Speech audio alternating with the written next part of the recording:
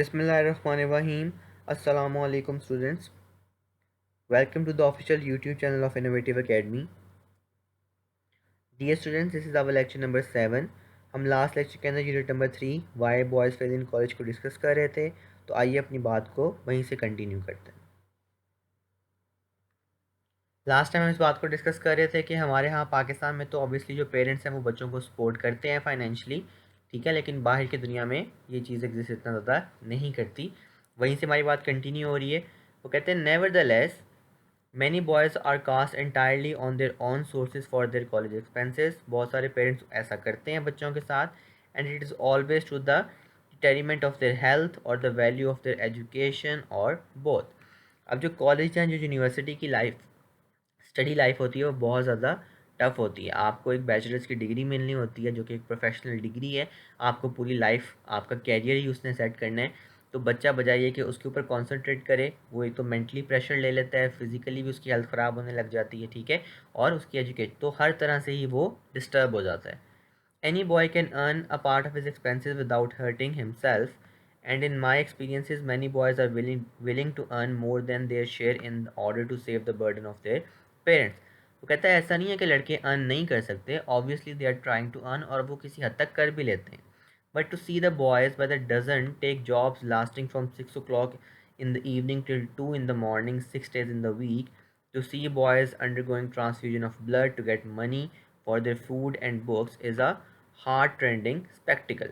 Author कहते हैं कि मेरा जो दिल है वो जलता है जब मैं बच्चों को क्या देखता हूँ कि वो बेचारे सुबह कॉलेज या यूनिवर्सिटी लाइफ में पढ़ते हैं, फिर वो शाम 6 से लेके रात 2 बजे तक और हफ्ते में 6 दिन वो बेचारे जॉब करते हैं किसी कॉल सेंटर में या किसी और जगह के ऊपर, और कुछ तो बेचारे अपना ब्लड भी बेचते हैं to earn food, to buy food and books. कहता है मेरा इज़ अ हार्ट ट्रेंडिंग, मेरे से ये मंज़र देखा नहीं जाता।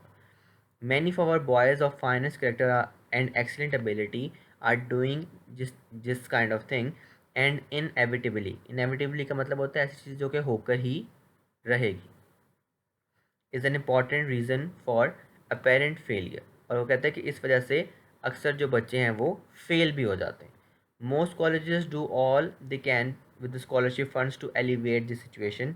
एलिवेट का मतलब होता है इसको उभार के लाना, स्कॉलरशिप वाली चीज़ को। But when everything is possible is done, every dean who knows his students can recall many cases of boys who have been obliged to drop out for the lack of little money to see them through। तो कहता है कि ये एक बड़ा, हर dean जो है वो किसी ना किसी ऐसे बच्चे को जानता है जिस बेचारे को कॉलेज या यूनिवर्सिटी लाइफ को छोड़ना पड़ा क्योंकि वो फाइनेंशियली अफोर्ड नहीं कर पा रहा था, and he had to leave his bachelor degree. तो ऑब्वियसली ये एक बड़ी बुरी चीज़ है। There are always a goodly number of undergraduates whose heads are turned and whose judgment is prevented by the attractiveness of athletic sports and literary so-called activities। अब obviously जब आप लोग कॉलेज या यूनिवर्सिटी लाइफ में जाते हैं तो आपको थोड़ी सी आज़ादी, थोड़ी सी छूट मिल जाती है। उस वजह से क्या होता है कि बहुत सारे जो बच्चे हैं वो थिएटर की तरफ या लिटरेरी एक्टिविटीज़ की तरफ, जो आपके पास को करिकुलर एक्टिविटीज़ होती हैं, उस तरफ उनका रुझान ज़्यादा बढ़ जाता है। इतना बढ़ जाता है कि वो उनकी स्टडी लाइफ को भी ओवरकम कर लेते हैं, इतना ज़्यादा बढ़ जाता है। All of these features of college life have their place and should receive the support of those students who are interested in them. कहता है, अब आपका ऑथर कहते हैं कि ऐसा नहीं कि ये चीज़ें होनी नहीं चाहिए, लेकिन excess of everything is bad. तो आपने इन चीज़ों को कंट्रोल करना है। In my experience, the awakening of a clear judgment as to what the college is for is not as difficult as is often supposed। कहता है कॉलेज लाइफ इतनी भी मुश्किल नहीं है जितनी हम लोगों ने अब बना दी है। If a boy is too much interested in these side shows, he ought to get out of the main tent and become professional। कि अगर किसी बच्चे को प्रोफेशनल बैचलर्स डिग्री की बजाय गिटार बजाना ज़्यादा पसंद है या गाना गाना ज़्यादा पसंद है या उसको क्रिकेट खेलना ज़्यादा पसंद है, तो instead of doing that bachelors degree for 4 to 5 years वो छोड़ दे और वो जो मेन टेंट उसको छोड़ के वो प्रोफेशनल बन जाए। He should try to become a professional cricketer और अ प्रोफेशनल गिटारिस्ट और a professional singer. But most of them really are not, and if reasoned with by a friend who knows youth and understands the importance of the college opportunity, they will not allow themselves to be swept off the feet by the athletics। I do not think that this sort of thing is as serious a reason as a failure as do some other critics of our college who see things from the outside at long range। अब वो कहते हैं कि obviously ये भी बच्चों की पढ़ाई को डैमेज तो करती है, इट अफेक्ट्स दैट, लेकिन ये उतना भी इफेक्ट नहीं करती जितना हमारे जो डीन या यूनिवर्सिटी के लोग अप्लाई कर देते हैं। इस टाइम पाकिस्तान में भी मुख्तलिफ यूनिवर्सिटीज़ के अंदर वो स्पोर्ट्स वीक बंद कर दिए जाते हैं, जो को करिकुलर एक्टिविटीज़ है वो की ही नहीं जाती हैं, कि बच्चे फिर पढ़ते ही नहीं हैं। तो वो कहता है कि इस इतना भी बुरी कंडीशन नहीं है, लेकिन स्टिल ये चीज़ें लिमिट में होनी चाहिए, क्योंकि excess of everything is bad. ये बहुत इंपॉर्टेंट शॉर्ट क्वेश्चन है बोर्ड के लिहाज से। लेजी ब्लफर्स जो हैं ये कौन होते हैं, ठीक है। A few lazy bluffers drift into college and usually drift out again. Most of them have not found any serious interest in life, and some of them never will. It is usually wise to let them retire to the cold world for a reason and find out by experience how much demand there is for a lazy bluffer. Sometimes they learn their lesson and return to do their first rate work, but the burden of proof is always on them to show that they mean business.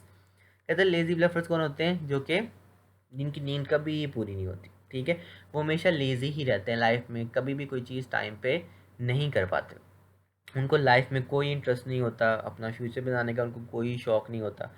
अब ये जो है ये दो तरह के लोग हैं, ऐसे जो यहाँ तो बहुत जो बहुत ज़्यादा गरीब होते हैं, जिनको पता है कि उनको लाइफ में कभी कुछ अच्छा मिलना ही नहीं, और दूसरे वो जो कि बहुत ज़्यादा अमीर होते हैं, उनको पता है जी पापा जो है वो मुझे संभाल लेंगे, ठीक है। तो कहते हैं कि ऐसे लोगों को आपको उनके हाल पे छोड़ देना चाहिए, उनको समझाने की कोशिश बिल्कुल भी नहीं करनी चाहिए। जब उनको ज़िंदगी जो है वो जब आप उनको असल ज़िंदगी में धकेलेंगे और जब उनको धक्के लगेंगे तो उनको खुद ही समझ आ जाएगी। अगर समझ आ जाएगी तो eventually sometimes they learn the lesson, तो वो फिर वापस आ जाएंगे and return to do their first work, but the burden of proof is always on them to show that they mean business. लेकिन हमेशा लोग उनको फिर जज भी करेंगे क्योंकि भाई तुम तो हमेशा से लेजी थे, ठीक है।